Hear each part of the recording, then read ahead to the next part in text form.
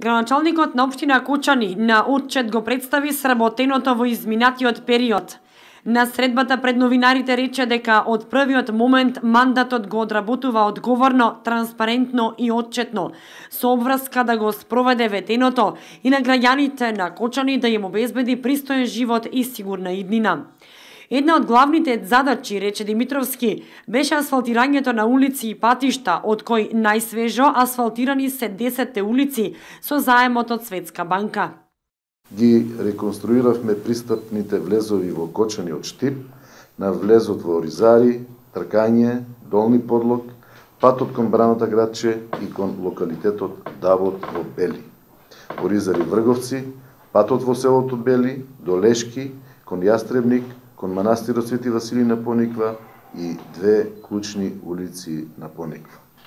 Реконструиравме неколку улици во централното градско подрачје, обновивме многу тротоари.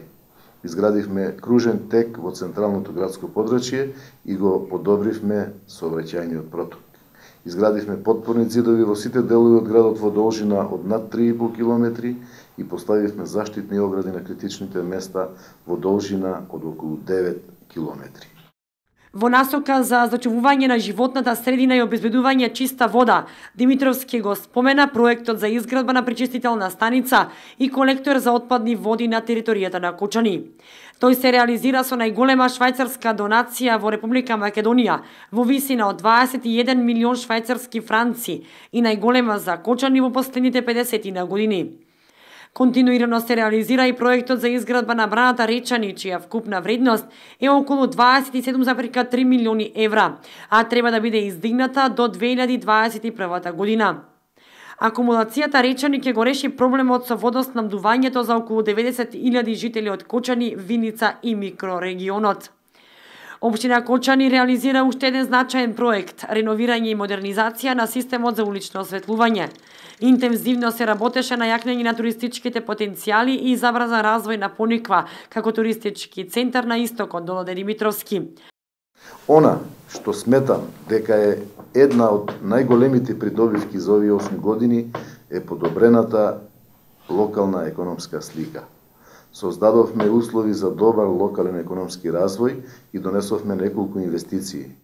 Димитровски ги издвои приоритетните проекти кои што ќе следуваат во наредниот период од 4 години.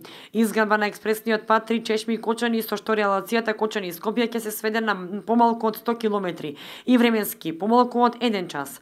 Завршување на проектот пречистителна станица за отпадни води со кој што ќе се остави на идните генерации чиста животна средина и ќе се обезбедат добри услови за производство на здрава храна. Големиот инвестициски зафат за Оризарска река да се продолжи со изградба на браната, инвестирање на Пониква од приватни инвеститори, викендички ресторани и хотели, како и во инфраструктурата од општината и од државата. Создавање услови за зголемување на вработеноста со паралелно зголемување на платите на вработените, заврши Димитровски.